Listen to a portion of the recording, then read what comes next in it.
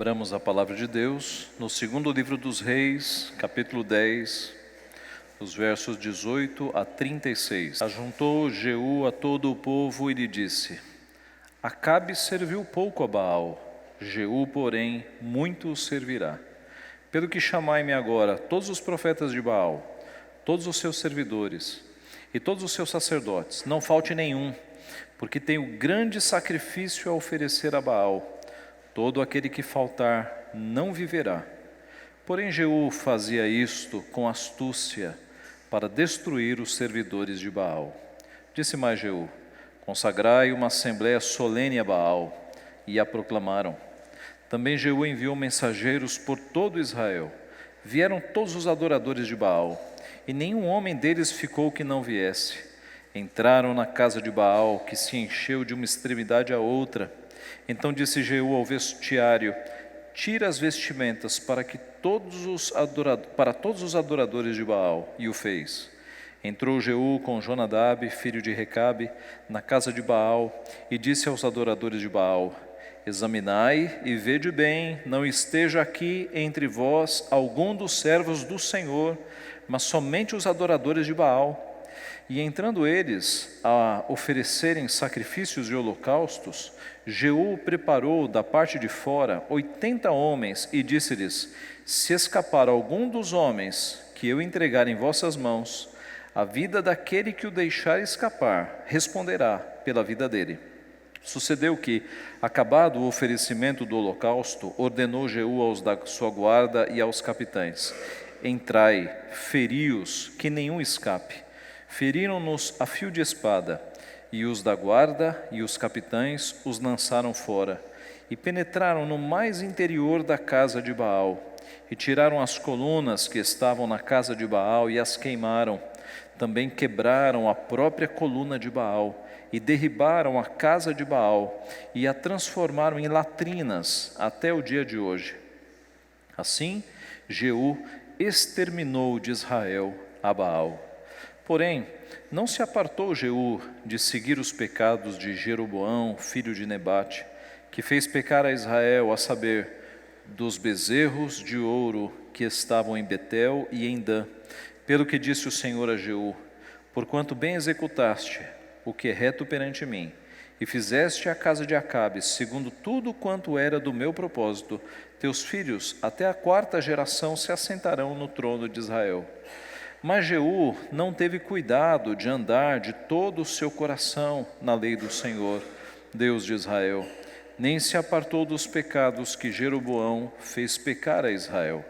Naqueles dias começou o Senhor a diminuir os limites de Israel, que foi ferido por Hazael em todas as suas fronteiras, desde o Jordão até o nascente do sol, toda a terra de Gileade, os Gaditas, os Rubenitas, os Manassitas, desde Aroer, que está junto ao vale de Arnon, a saber, Gileade e Bazã.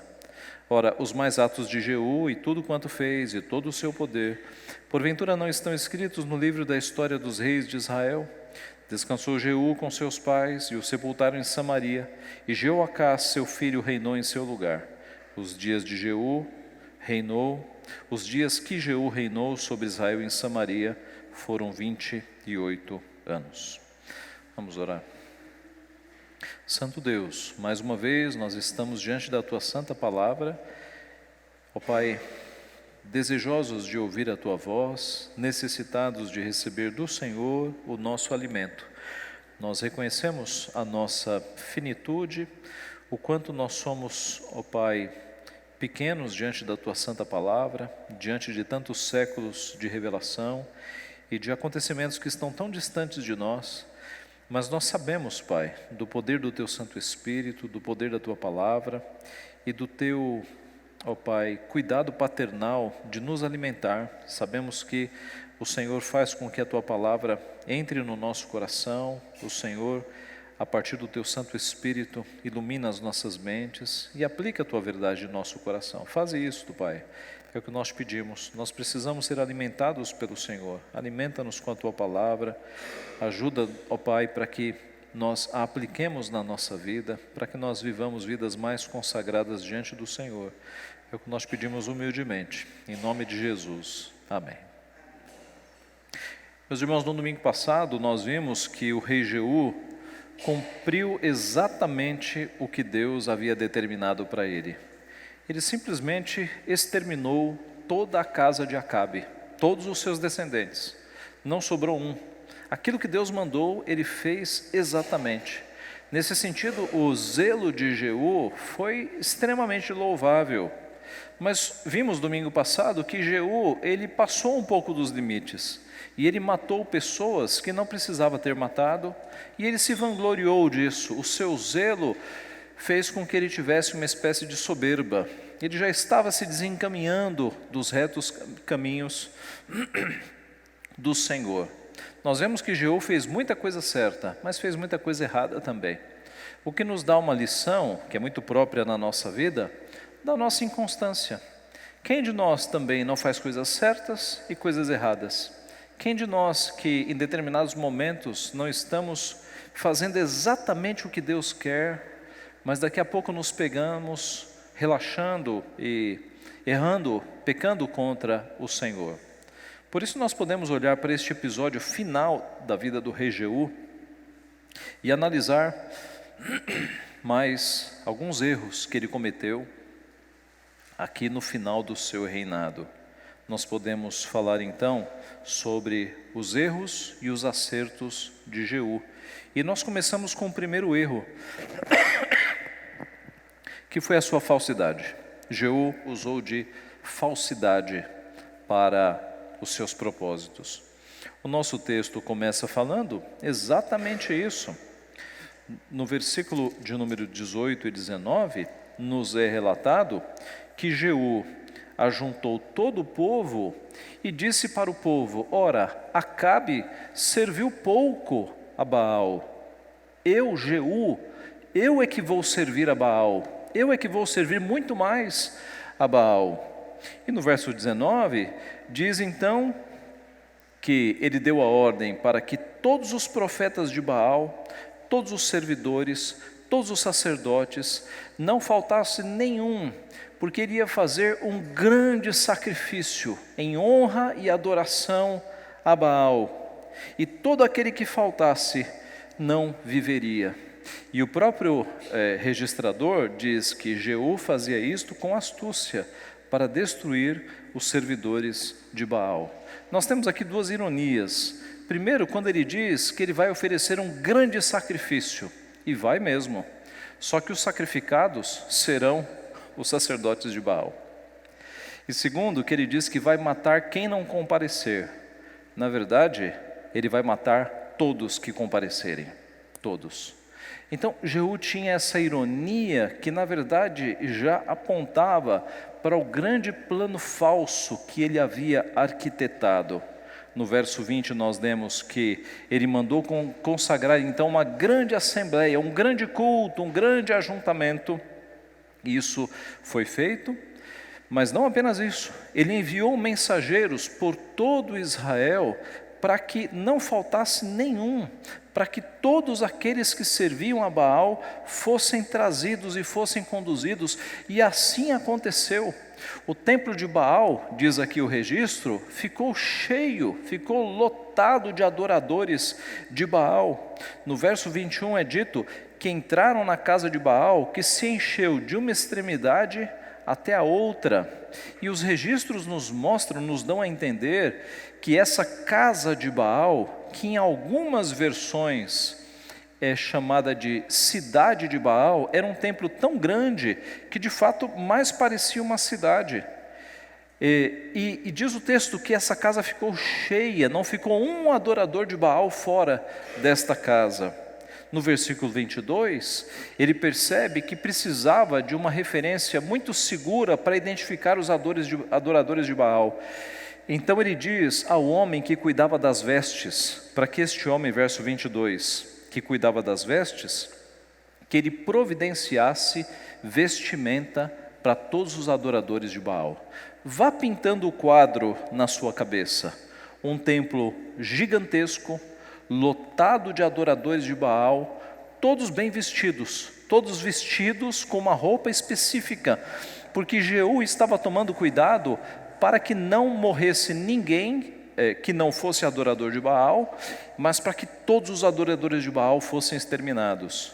Ele faz até uma conferência. No versículo 23, diz que Jonadab entrou com ele na casa de Baal, e ele disse aos adoradores de Baal: examinai e vede bem, não esteja aqui entre vós alguns dos servos de Yahvé, ou de Jeová, do Senhor, mas somente os adoradores de Baal. Então ele teve essa preocupação de trazer todos os adoradores de Baal e de se certificar de que nenhum adorador de Jeová estivesse ali no meio deles.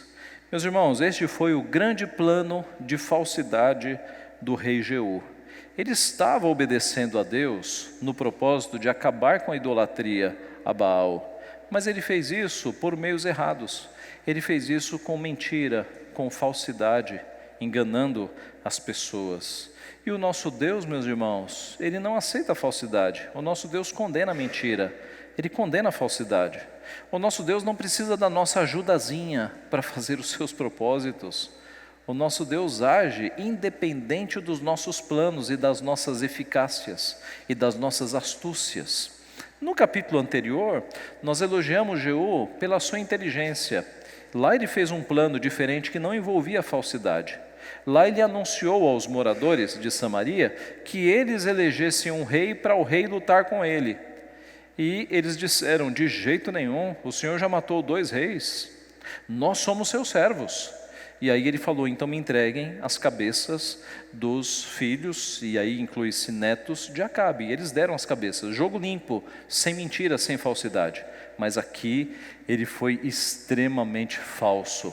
Ele disse para as pessoas: Acabe adorou pouco ao grande Baal, eu vou ser o maior adorador de Baal. E com isso ele atraiu todos os adoradores. Foi o que nós vimos aqui. Nosso Deus condena a falsidade, Ele condena a mentira. Em Levítico 19:11 é dito: não furtareis, nem mentireis, nem usareis de falsidade, cada um com o seu próximo. Há um ditado nos nossos dias de que quem mente rouba. Quem mente rouba. Cuidado, indivíduos que mentem, daqui a pouco eles podem roubar. Um pecado acompanha o outro. Salmo 24:4. O que é limpo de mãos e puro de coração, que não entrega a sua alma à falsidade, nem jura dolosamente, este poderá habitar no santo monte do Senhor. Não entrega a sua alma à falsidade, nem jura dolosamente. O salmista ora no Salmo 119: afasta de mim o caminho da falsidade, favorece-me com a tua lei. Por meio de teus preceitos consigo entendimento, por isso detesto todo caminho de falsidade. Salomão em Provérbios 4:24, desvia de ti a falsidade da boca e afasta de ti a perversidade dos lábios. Irmãos, filhos de Deus, discípulos de Cristo, não podem compactuar com mentira, com falsidade. Eu tenho visto vez por outra crentes com alguma mentirazinha, sabe? As chamadas mentiras brancas, mentiras que são de menor valor. Crente não pode aceitar, mesmo as menores mentiras, porque o diabo é o pai da mentira. O nosso Deus é um Deus de verdade. Ele espera a nossa sinceridade, a nossa honestidade. Ele espera lábios puros. Ele abomina qualquer tipo de falsidade. O apóstolo Paulo, escrevendo aos Efésios, disse: por isso, deixando a mentira, fale cada um a verdade com o seu próximo, porque somos membros uns dos outros. E no Apocalipse, na relação daqueles que ficariam fora da Jerusalém, nós lemos: fora ficam os cães, os feiticeiros, os impuros, os assassinos, os idólatras e todo aquele que ama e pratica a mentira. Veja, às vezes os crentes acham que mentira é um pecadinho menor, mas veja o tom de Apocalipse: fora ficam os cães, os feiticeiros, os impuros, os assassinos, os idólatras e todo aquele que ama e pratica a mentira. Note que a mentira é de fato abominável ao nosso Senhor Deus. É um dos mandamentos: não dirás falso testemunho. Falso testemunho é mentira. O nosso Deus, que é o Deus da verdade, espera que nós, seus filhos, falemos sempre a verdade em amor. Não precisa ser a verdade na ignorância, né? Usar da verdade para ofender as pessoas, mas é a verdade dita em amor, mas sempre a verdade, ela deve ser dita. Este é o primeiro erro do rei Jeú. Ele foi um falso aqui, ele foi um dissimulado, ele enganou todo mundo para que eles fossem mortos. Esse foi um erro, mas nós temos ainda um acerto. O acerto é o zelo dele. Veja o verso 24.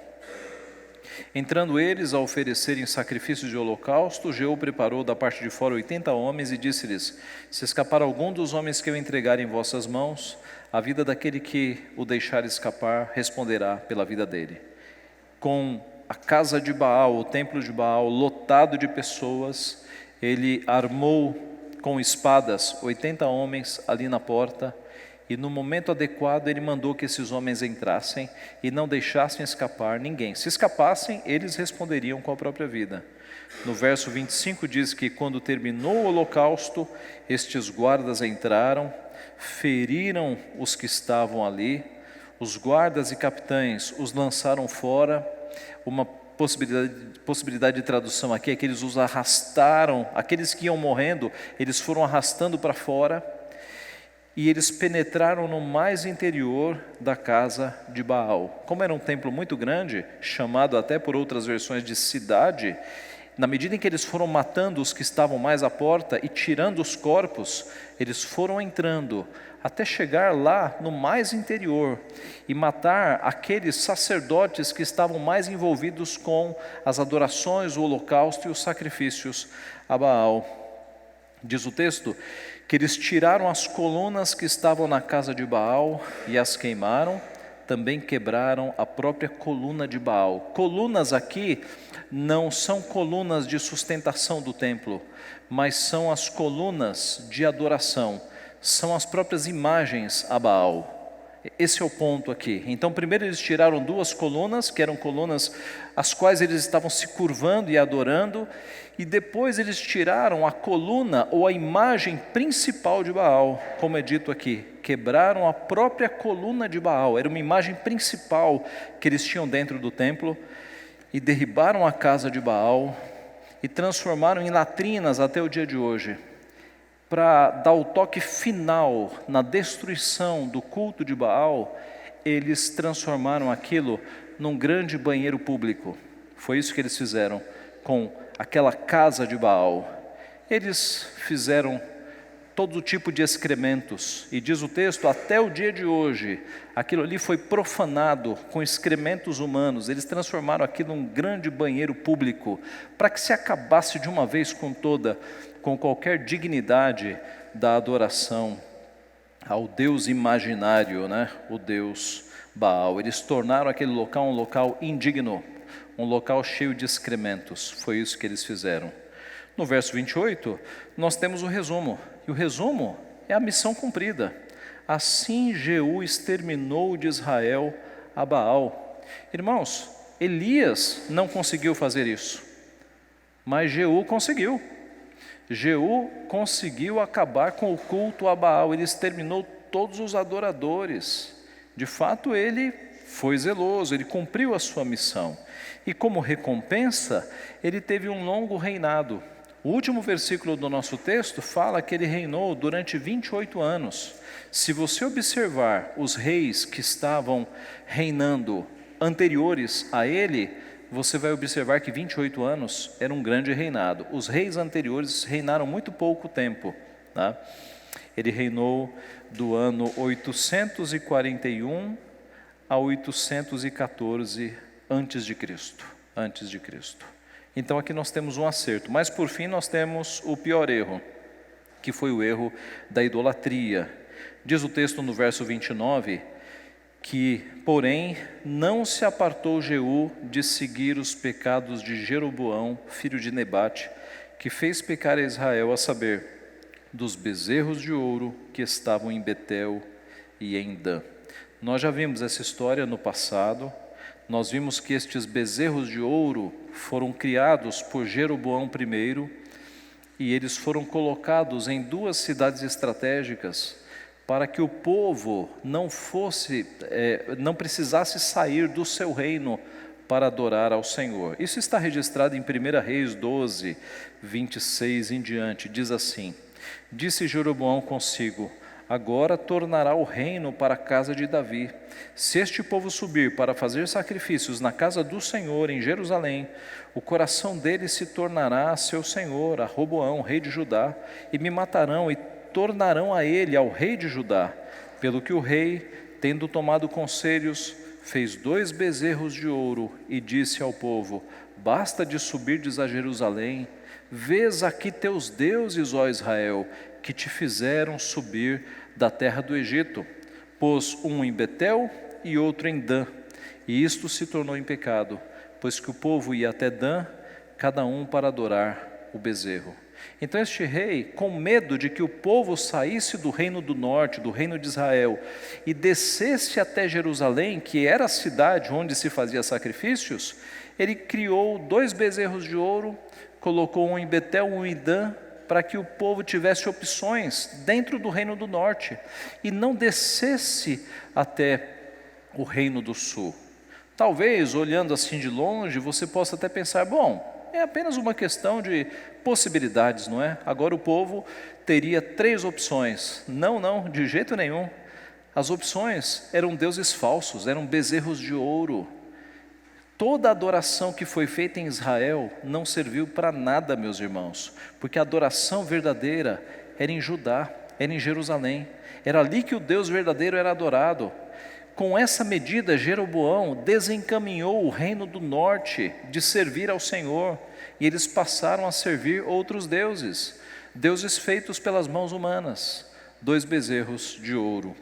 Voltando aqui para os nossos dias, onde está Jeú, nós vemos que Jeú foi zeloso em eliminar a idolatria a Baal, mas o seu coração ainda estava na idolatria relacionada aos bezerros de ouro. O seu coração ainda estava nos bezerros de ouro. Veja o verso 30, nós temos aqui um elogio. Pelo que disse o Senhor a Jeú: porquanto bem executaste o que é reto perante mim, e fizeste a casa de Acabe segundo tudo quanto era do meu propósito, teus filhos até a 4ª geração se assentarão no trono de Israel. Então, Jeú, por ter exterminado a idolatria a Baal, recebe o elogio do Senhor e o prêmio de ter 4 gerações de reis na sua família. E isso foi muito mais do que as famílias da época tiveram. A descendência de Acabe, por exemplo, teve 4 reis: Onri, Acabe, Acasias e Jorão. Mas estes 2 últimos eram irmãos, então foram apenas 3 gerações. E essa família toda reinou durante 45 anos. Já a descendência de Jeú, ao total, reinou cerca de 120 anos, os 28 de Jeú e mais os reinados dos outros. Foi um prêmio por seu zelo, mas o verso 31 mostra que ele tinha falhas. Veja o verso 31. Mas Jeú não teve cuidado de andar de todo o seu coração na lei do Senhor, Deus de Israel, nem se apartou dos pecados que Jeroboão fez pecar a Israel.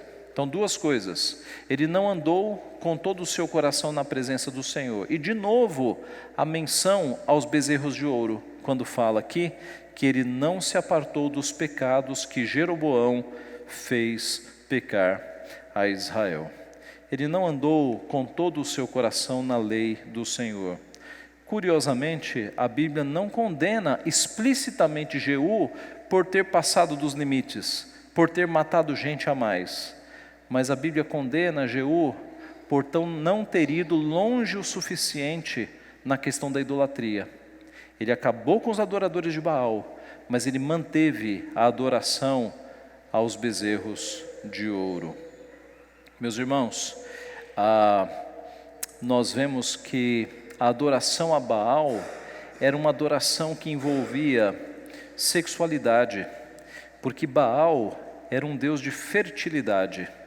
As pessoas adoravam a Baal para que Baal mandasse chuvas pelas suas terras. E o culto a Baal envolvia sexualidade, envolvia imoralidade. Nesse sentido, a limpeza que Jeú fez foi fascinante. Ele de uma vez limpou Israel de uma imoralidade gigantesca. Isso foi bom. Mas note que quando foi para limpar Israel dos pecados que envolviam fonte política e financeira, aí ele não fez. Porque era justamente isso que estava envolvido na adoração aos 2 bezerros de ouro. Era uma estratégia política. Se Jeú aqui decidisse acabar com a adoração aos bezerros de ouro, ele estava liberando o seu povo para que o povo fosse adorar novamente em Judá, em Jerusalém. E aí, isso, por mais que agradasse a Deus, isso ia contra o seu reinado, isso ia contra a sua agenda de poder, isso ia contra o seu bolso, isso ia contra a sua arrecadação, isso ia contra o seu estado. Então note que alguns homens são muito rápidos para acabar com pecados de imoralidade, mas conservam pecados lucrativos. Foi o que Jeú fez. Quando a questão foi bolso, quando a questão foi política, quando a questão foi poder, aí ele não entrou. Ele fez com que permanecesse a adoração aos 2 bezerros. A verdadeira conversão, meus irmãos, elimina não apenas os pecados sexuais, mas elimina também aqueles pecados que podem nos dar algum lucro. Elimina todos. Conversão é limpeza total do coração. Não podemos reservar uma área do nosso coração para alguns pecados de estimação. A limpeza tem que ser de fato completa. Como consequência desta idolatria, o julgamento de Deus veio sobre Israel. São os últimos versículos. Veja, naqueles dias começou o Senhor a diminuir os limites de Israel. Fruto da idolatria, Deus permitiu que as outras nações começassem a entrar, que as outras nações começassem a minar e a destruir as fronteiras de Israel. É o que diz aqui. Israel foi ferido por Azael em todas as suas fronteiras. E aí uma determinação, uma delimitação das fronteiras, desde o Jordão até a nascente do sol, toda a terra de Gileade, os gaditas, os rubenitas, os manassitas, desde Aroer, que está junto ao vale de Arnon, a saber, Gileade e Bazã. Por conta do pecado da idolatria, foi que Deus abriu as fronteiras e Israel começou a diminuir de tamanho por conta dos seus inimigos. Meus irmãos, algumas aplicações. Nós vimos nesta noite então que o rei Jeú, ele, embora tenha obedecido a ordem de Deus de exterminar a casa de Acabe com todos os seus descendentes e de acabar com o culto de Baal, ele falhou muitas vezes. Falhou matando gente mais do que precisava, falhou com a sua soberba, e nesta noite nós vimos que ele foi dissimulado, falso, mentiroso, e que ele não entregou o seu coração de todo ao nosso Deus. O seu coração ele entregou metade, a outra metade ficou com o dinheiro, com o poder, com os 2 bezerros de ouro. Algumas aplicações. Primeira, Deus abomina a falsidade. Isso deve nos ensinar a falarmos sempre a verdade, a termos uma vida verdadeira. Se ainda há algum nível de mentira na tua vida, extermine isso. Acostume-se a falar a verdade. Não tenha medo de homens. Muitas das mentiras que nós usamos é por medo de homens, temor de homens, temor de não parecer bem a determinada pessoa. Nós não devemos ter temor de homens, nós devemos temer apenas a Deus e devemos falar a verdade e sofrer as consequências quando a nossa verdade ela for afrontosa, mesmo dita em amor, quando o seu conteúdo for afrontoso, afrontador. Nós devemos sofrer as consequências. Se falar a verdade vai custar o nosso emprego, que custe o nosso emprego. Se falar a verdade vai nos mandar para a cadeia, que sejamos mandados para a cadeia. Se falar a verdade vai fazer com que uma amizade seja rompida, que a amizade seja rompida. O nosso compromisso é com o nosso Deus, é com a verdade. O que adianta você estar rodeado de amigos e ter que ficar administrando mentiras? E quem administra mentiras tem muito trabalho, não é? Porque ele não sabe o que ele falou para um, do que ele falou para outro. Então muito melhor é você ter uma vida verdadeira, em que você fala a verdade para todo mundo, e você não se preocupa. Deixe as consequências na mão de Deus. Elimine a mentira da tua vida, aprenda sempre a dizer a verdade. Uma segunda aplicação: Jeú, o rei Jeú, eliminou um deus de fertilidade, um deus imaginário, que era Baal, de imoralidade, mas ele continuou seguindo os chamados deuses lucrativos, os deuses do poder, os bezerros de ouro. Examine a tua vida para ver se você não está acalentando alguns deuses lucrativos na tua vida. Como é que é a tua vida financeira? Ela é honesta? Ela é justa? Você paga os impostos corretamente? Você compra as coisas com nota fiscal? Você age sempre com lisura, com honestidade? Você cumpre as leis do nosso país nesta área? Você descansa no dia do Senhor, não trabalhando? Como é que é o teu relacionamento com a questão financeira? Está cheio de crente por aí, fazendo muitos trabalhos no dia do Senhor apenas para ganhar dinheiro. Está cheio de crente por aí, dando jeitinhos no imposto de renda para pagar menos, comprando produtos piratas. Como é que é a tua vida financeira diante do Senhor? É uma vida honesta, irrepreensível?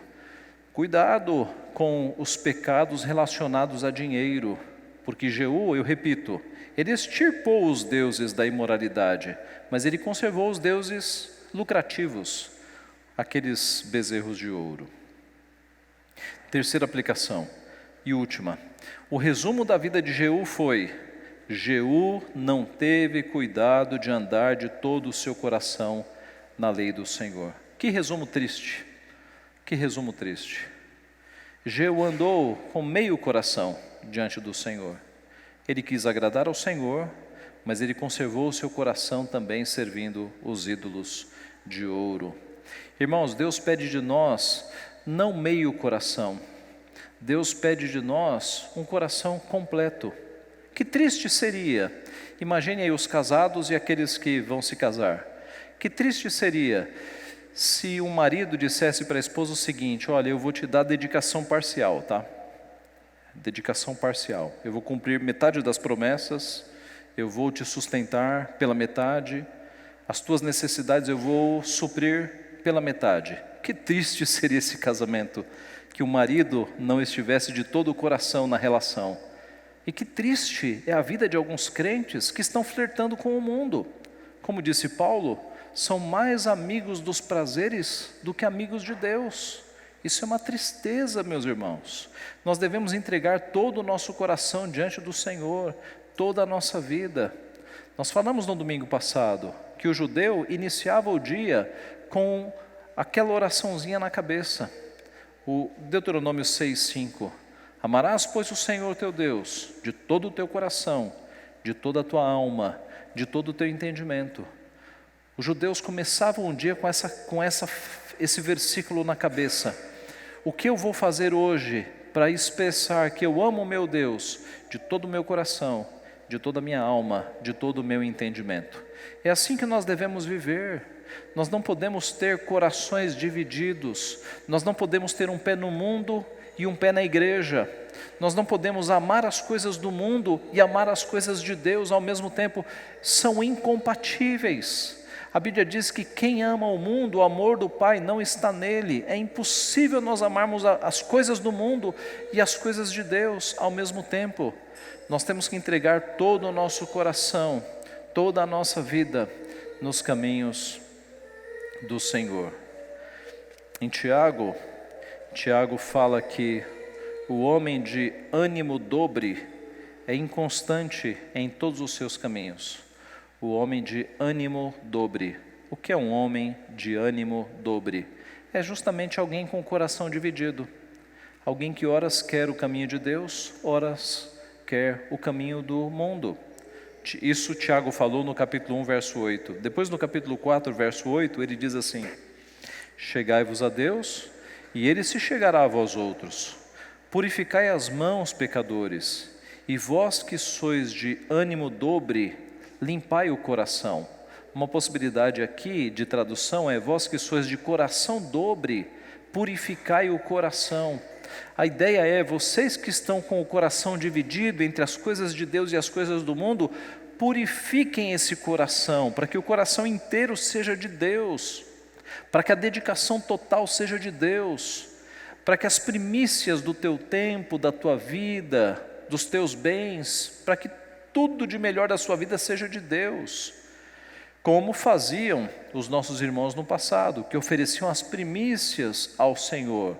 Nós devemos oferecer os melhores frutos, nós devemos oferecer a nossa vida ao Senhor, e não o que restar, não o que sobrar, não o resto.